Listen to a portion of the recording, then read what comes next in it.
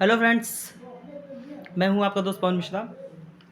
और जैसे मैं हिस्ट्री से मैं कर रहा हूँ प्रेजेंट में, तो बाकी अगर मान के चलिए कि कोई भी टॉपिक्स होंगे हिस्ट्री के तो मैं आपके सामने लेके आऊँगा, जिसकी वजह मतलब आपको बेनिफिट ये मिलेगा कि आपको किसी भी तरह की प्रॉब्लम्स को फेस ऐसे नहीं करना पड़ेगा। कि मान के चलिए कुछ कंपेरेटिव वाइज है तो आपको मैं शॉर्ट्स में दूंगा और अपने मुँह से बोलूँगा। और बाकी चैनल को लाइक करें, सब्सक्राइब करें, शेयर करें। बाकी बस यही।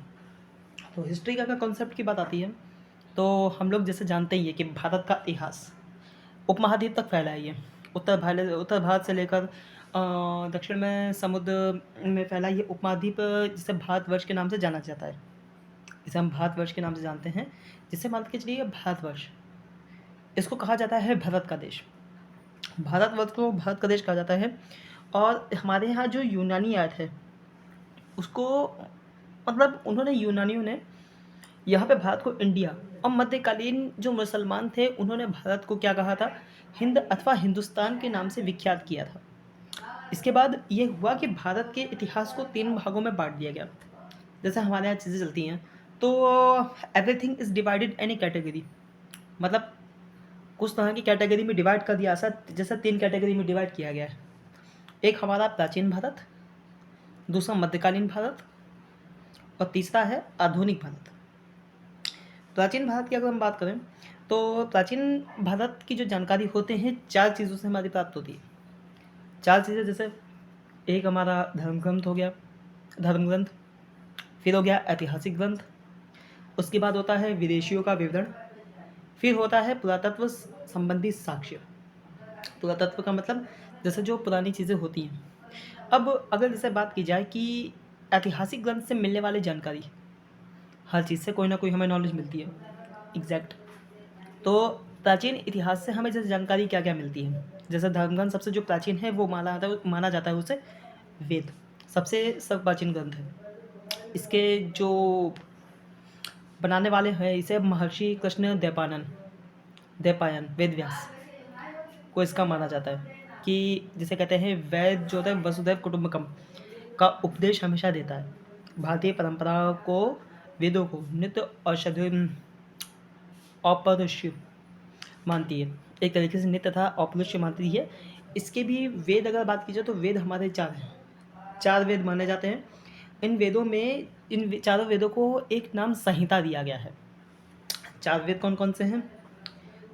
ऋग्वेद, यजुर्वेद, सामवेद और अथर्ववेद। ऋग्वेद की अगर थोड़ी बात करें तो ऋग्वेद के जो मंडल हैं इसमें क्या कहा था इसको, ऋग्वेद जैसे हम जानते हैं क्रमबद्ध ज्ञान के जो, अगर ऋग्वेद की कोई परिभाषा बताए तो सबसे पहले ध्यान रखिए कि जो क्रमबद्ध ज्ञान होता है उसको हम लोग बोलते हैं ऋग्वेद। ऋग्वेद बोला जाता है, इसमें 10 मंडल व 1028 सूक्त हैं। ठीक है, जिसमें मतलब यानी कि वासिकल पाठ्य के अनुसार लगभग इसको 11 सूक्तों की संख्या दी गई है, जिसके कहते हैं 10,462 इसमें रचना है। बहुत सारी रचनाएं हैं, 10,462।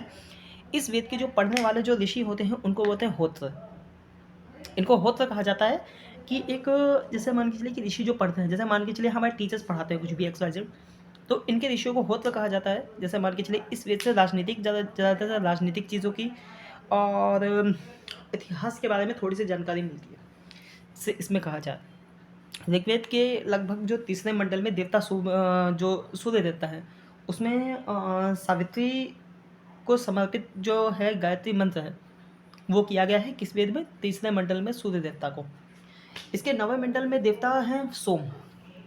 9वें मंडल में इसके देवता कौन है? सोम का उल्लेख किया गया है। 8वें मंडल में जो इनका जो कहा जाता है उनको खिल कहा जाता है। जो इनके ऋग्वेद की क्या कहा था, हस्तलिखित जो रचनाएं होती हैं उनको हम लोग बोलते हैं खिल। और इसमें 4 समाज की कल्पना की गई है, जिसके 10वें मंडल में जो पुरुष सूक्त है, जो हमारे पुरुष सूक्त, उसके अनुसार कहा गया जिसमें हमारे 4 वर्ण ला दिए गए हैं। 4 वर्ण कौन से? एक हमारा ला दिया गया है ब्राह्मण, क्षत्रिय, वैश्य और शूद्र। ब्राह्मण की अगर बात की जाए तो ब्राह्मण को एक तरीके से इतिहास के मामले में सबसे ज़्यादा एक तरीके से ख्याति प्राप्त थी। ब्राह्मण होता था तो ब्राह्मण किस तरीके से कि ब्राह्मण को मतलब कहा जाता था कि जो ब्राह्मण को एक तरीके से समाज में बड़ा उच्च स्थान प्राप्त था। उसको जैसे मान के चलिए सबसे अमीर में भी था उस समय, उसके पास पैसा, सोना, धन वगैरह, चांदी वगैरह। एक तरीके से सबसे ज़्यादा ये लोग अनुष्ठान व पूजा पाठ में अपना सबसे महत्वपूर्ण योगदान देते थे। पूजा पाठ में भी, और मान के चलिए कि इनकी एक तरीके से सोसाइटी में हाई वैल्यू थी, जिसको कहते हैं सोसाइटी के एक टॉप ऑर्डर पे, एक तरीके से टॉप पिलर पे बैठना, तो उनको सोसाइटी में वो दर्जा प्राप्त था। दूसरे नंबर पे हमारा आता है क्षत्रिय। क्षत्रिय का मतलब ये होता है कि मान के चलिए जिसकी भुजाओं में ताकत होती है। एक तरीके से ताकत कैसे कही जाए कि क्षत्रिय होते हैं जो हमारे क्षत्रिय होते हैं कि एक तरीके से वो हमेशा युद्ध में भाग लेते थे। एक तरीके से युद्ध करना या कोई चीज़ों को ये मतलब एक तरीके से चीज़ों को चलाना। उसके बाद हमारा आता था वैश्य और शूद्र। वैश्य का मतलब क्या होता है कि वैश्य मतलब यानी कि एक तरीके से समाज के अर्थव्यवस्था को चलाने का काम करते थे ये लोग। वैश्य एक तरीके से धंधेबाज में, जैसे मान के चलिए किसी कैटेगरी में आ गए, वैश्य को भी हम यही कहते हैं कि एक तरीके से वो काम में भाग लेते थे। और सबसे जो तो जैसे शुद्ध जो होता था, एक तरीके से इसकी सबसे गिरी हुई समाज में स्थिति आती थी। शुद्ध का मतलब जैसे वो चारों की एक तरीके से नौकर चाकरी करना। आज के समाज में भी देखते हैं कि हम किसी का अगर नौकरी चाकरी कर रहे हैं, कुछ भी कर रहे हैं, तो I think he will not be succeed, वो किसी तरीके से सफल नहीं है। ऐसा नहीं होता कि चीज़ें ऐसी हैं, लेकिन एक तरीके से वो सफल की प्रणाली में नहीं आता। तो सबसे जैसे मान के चलिए कि एक है, जैसे अगर इसके विपरीत हम जैसे बात कहें कि एक हमारा क्या होता है, एक होता है टॉप ऑर्डर, और दूसरा हम जैसे अभी बात करते हैं ब्राह्मण की, तो ब्राह्मण हमारा होता है टॉप ऑर्डर, और जो शुद्ध होता है वेट ए सेकंड। तो जैसे ही अभी बात हम कर रहे थे, तो ब्राह्मण अगर टॉप ऑर्डर में आता है तो शुद्ध हमारा सबसे लास्ट ऑर्डर में आता है, कि एक तरीके से मान के सबकी नौकर चाकरी करना। और इसके बाद एक तरीके से बात कही जाती है कि इनको कैसे कहा जाता है। ब्राह्मण है वो एक तरीके से ये ब्रह्म के मान गए सारे ब्राह्मण, जिसे कहते हैं ब्राह्मण। जो ब्राह्मण होता है शुद्ध, और ये सब अलग अलग टाइप से हुए हैं। जैसे इनके जो कहेगा ब्रह्मा ऋषि, जैसे मानकर चलिए कि ब्रह्मा है वो क्रमशः ब्राह्मण मुख से, क्षत्रिय भुजाओं से, वैश्य जांघों से, और जो शुद्ध हैं वो चरणों से, इनके एक तरीके से इनकी उत्पत्ति मानी गई है। उसके बाद ये तो स्थिति हो गई हमारे चार वर्णों की। चार वर्णों के बाद जैसा सबसे मान के चलिए कि जो वामनावतार में जो 3 पगों का जो उनका आख्यान, जैसे कहते हैं व्याख्यान, जो भी किया गया है, तो वो इसका जो स्रोत है वो ऋग्वेद माना गया है।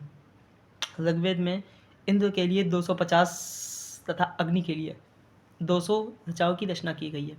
जैसे मान के चलिए कि जो इंद्र के लिए 250, अग्नि के लिए 200। समझना आसान है, इसको कोई ऐसी टॉपिक ऐसा है नहीं, अभी स्टार्टिंग है, आगे भी बहुत कुछ क्लियरफाई हम करेंगे। अगर आप लोगों का कोई क्वेश्चन हो तो आप लोग भी भेज सकते हैं मुझे। और इसके बाद ही यजुर्वेद। यजुर्वेद में अगर हम पढ़ेंगे तो इसके क्या नाम, एक तरीके से इसका सबसे ज़्यादा यूज़ है बलि तथा अनुपालन के लिए। इसके जो संकलन होता है इसका कहता है यजुर्वेद। इसको जो पढ़ते हैं यजुर्वेद को, उसको बोलते हैं हम अर्धव्यू कहते हैं इसे। उसके बाद होता है इसमें जैसे हमारे जो अनुष्ठान होते हैं, कर्मकांड होते हैं, इसका केवल इसमें परिचालन दिया गया, इसके अलावा कुछ नहीं। यह एक मात्र ऐसा वेद माना गया है जो गद्य और पद्य दोनों में ही है, जो हमारा हुआ यजुर्वेद। और एक बात बताना चाहूँगा, जैसे हम लोग पहले ऋग्वेद का पढ़ रहे थे, तो जो प्राचीन समय में जो इसका इतिहास के साधन के रूप में है, जो ऋग्वेद को शतपथ ब्राह्मण का भी स्थान माना गया है, जिसे कहते हैं। ओके, यहाँ पे ऋग्वेद की अब बात करते हैं सामवेद की। सामवेद को मतलब सामवेद का सबसे जो इम्पोर्टेंट होता है, जिसे बोलते हैं गान। मतलब गान का मतलब होता है गाना वगैरह, जो सिंगिंग वगैरह होता है, सामवेद उसको माना जाता है। इसके मतलब इसके जो जैसा हम लोगों ने पढ़ा था अभी, जो ऋग्वेद के होते हैं होत्र, सामवेद के होते हैं अव्यू, फिर होते हैं हमारे इसके जो पाठ्यकर्ता होते हैं वो उद्दात इनके उद्दात होते हैं, और इसको भारतीय संगीत का जनक भी माना जाता है। उसके बाद आप आते हैं अर्थवेद की। ये सबसे आखिरी है हमारा, जिसे कहते हैं चौथा है हमसे पहला हमारा जैसे पुराना, उसके बाद होता है हमारा अर्थवेद। अर्थवेद का मतलब होता है इसमें इसके जो वेद में 731 मंत्र तथा 6000 पद इसमें माने गए हैं। मंत्र तथा इसमें बहुत सारे मंत्रों की इसमें बात कही गई है, जैसे कोई भी चीज़ हो ऐसे मंत्रों की बात भी इसमें कही जाती है। और इसमें होता है कि अर्थवेद कन्याओं की जन्म की निंदा करता है, मतलब ये नहीं एक्सेप्ट करता है कन्या, जैसे आज के ज़माने में क्या होता है, हमारी सोच काफ़ी डेवलप हो गई चीज़ों के मामले में, लेकिन अर्थव्यवस्था में कन्याओं के जन्म की निंदा होती है। जैसे मान लीजिए शुभ अशुभ, आज के समय में चीज़ें चलती हैं, पॉजिटिव एंड नेगेटिव दो इंटीग्रल हुआ था। जैसे मान के चलिए उसमें क्या होता था कि कन्या अगर होगी तो उसे अशुभ माना गया, ठीक है, कन्या होगी उसे अशुभ माना गया। और इसके विपरीत क्या होता है कि कन्या के बाद यही है कि उसको नेगेटिव वे में लेते थे कन्याओं का होना को। चलिए ठीक है, वो सब बातें हो गई। और इसमें क्या होता है, सबसे ज़्यादा अंधविश्वासों का विवरण मिलता है। जैसे पहली बात हो गई कन्याओं को जन्म का निंदा, एक तरीके से अंधविश्वास हो, ये आप ये समझ ही सकते हैं। अंधविश्वासों में जैसे इसमें क्या माना गया है कि जैसे कि सभी ग्रह पक्षों को इसमें लिया गया है। जैसे हो गया मार्गों की मार्गों का गहन खोज जैसे बोलते हैं हम लोग निवारण समन्वय विवाह प्रणय गीतों राजभक्ति राजा का चुनाव बहुत से जो वनस्पतियों तथा औषधियों तथा शाप वशीकरण प्रायश्चित मातृभूमि महामत्य आदि विवरण दिया गया है। इसमें कुछ मंत्रों में जादू टोने का भी उल्लेख है, बहुत सारी चीज़ें जादू टोने का भी उल्लेख मिलता है। अग्रवेद में परीक्षित को कुरुओं का राजा कहा जाता है, जिसका मतलब क्या होता है कि एक तरीके से कुरु जो देश की अच्छा मतलब एक जो देश की होती है समृद्धि का अच्छा चित्रण इसमें माना गया है। देश में इसमें सबसे ज़्यादा मोस्ट इम्पॉर्टेंट ये है सभा और समिति। सभा और समिति को इसमें दो पुत्रियाँ कहा गया है इसमें, ये चीज़ को ध्यान रखिए। उसके बाद सबसे प्राचीन वेद ऋग्वेद के बाद जो सबसे जो बाद का वेद है ऋग्वेद है सबसे पहला, और सबसे बाद का जो वेद है वो ध्यान रखिएगा अर्थवेद। अगर इसको कॉन्सेप्ट अगर मान के चलिए इसका ये है कि अगर हम इसको लैंड में डिवाइड करें तो सबसे पहला क्या आएगा हमारा ऋग्वेद, सेकंड यजुर्वेद, थर्ड सामवेद और फोर्थ अथर्ववेद। ये चार हमारे आते हैं। और वेदों को समझने के लिए 6 वेदांग हैं। 6 वेदांग कौन कौन से, जैसे शिक्षा, ज्योतिष, कल्प, व्याकरण, निरुक्त और छंद। ये 6 हमारी रचनाएं हैं जिसके मान के चलिए इसकी हुई है। भारतीय ऐतिहासिक कथाओं में जो क्रमबद्ध इसका विवरण होता है वो पुराणों में मिलता है। पुराणों में मिलता है काफ़ी, लेकिन अब चीज़ें हैं मतलब पुराणों में काफ़ी से है इसका, बहुत से सारी ऐसी चीज़ें हैं जो मान के चलिए कॉन्सेप्ट क्लियर अभी तक नहीं हो पाए कि इतना सब लोग पढ़ रहे हैं तो उसके बावजूद भी चीज़ों को ऐसे नहीं समझ पाए। उसका 18 है, 18 में जैसे कि जो 5 ही सबसे ज़्यादा जो इंपॉर्टेंस वैल्यू देगा, जैसे मत्स्य हो गया, विष्णु हो गया, ब्रह्मा, ब्राह्मण और भागवत पुराण। ये 5 पुराण क्या गए, इसमें राजा की वंशावली भी यहाँ पे पाई गई है। ठीक है, सबसे इनके जो पुराण मत्स्य पुराण है सबसे ज़्यादा प्रमाणिक है, क्योंकि मत्स्य पुराण की बहुत सारी चीज़ें हमें एविडेंस यहाँ में मिल चुके हैं। उसके बाद सबसे ज़्यादा आप वैसे श्लोक का मतलब क्या होता है, श्लोक होता है संस्कृत में होता है, संस्कृत को यूज़ में किया था, तो श्लोक हमें बहुत सारे संस्कृत में मिले हुए हैं जिसके मान के चलिए कि जिन्हें सबसे मेन चीज़ ये थी कि जो शुद्ध वेद हमारे जो होते थे, जो शुद्ध होते थे उनको पढ़ने की अनुमति नहीं दी जाती थी। सबसे मुख्य कारण क्या होता था कि एक तरीके से उनको जैसे शुद्ध होते थे तो उनको एक तरीके से वैदिक कर्मकांड या फिर वो सब नहीं दिया जाते थे। ब्राह्मणों को उस मामले में ज़्यादा वैल्यू दी जाती थी कि ब्राह्मण जो होता था वो सर्वोच्च स्थान होता था, ब्राह्मणों को सबसे ज़्यादा देती थी। और सारी जो इसमें सबसे ज़्यादा स्त्री को जो गिरी हुई स्थिति है वो इसी में ही मान के चलिए कि वो एक तरीके से वो अपना ज़्यादा अपना किसी चीज़ में हस्तक्षेप नहीं, जो चल रहा है वो चल रहा है जैसा चल रहा है। एक तरीके से जो पित्त सत्तात्मक जो कहा गया है शासन, वो इसी शासन को कहा गया है। और उसके बाद अगर बात की जाए तो इसमें सबसे ज़्यादा मैत्रेयणी संहिता जो बात करी है, मैत्रेयणी संहिता में सबसे ज़्यादा जो पुरुषों की स्थिति है, सबसे ज़्यादा महिलाओं की स्थिति वो गिरी मानी गई है। और यहाँ तक कि ये कह दिया गया है कि जो महिलाएं हैं जुआ और शराब की भांति पुरुष का तीसरा दोष मानी गई है इसमें। और इसमें कहा गया है महिलाओं को एक तरीके से जो विवाहित होती है उन्हें अर्धांगिनी के रूप में माना जाता है। उसके बाद इसमें भी यही है, बस जातक जो उसके हैं उन्होंने पुनर्जन्म को ज़्यादा इसमें वैल्यू दी है कि जो पुनर्जन्म है वो एक तरीके से लीगल है, होता है। बहुत सारी चीज़ें ऐसी कही गई है, कंसिडेंस बहुत सारे किए गए हैं कि एक तरीके से उनको क्या कहें। इसमें जो लेखक है चाणक्य जिससे कहते हैं कौटिल्य विष्णुगुप्त, वे उन्होंने सबसे ज़्यादा 15 अधिकरण और 180 प्रकांडों में इन्होंने विभाजित किया है।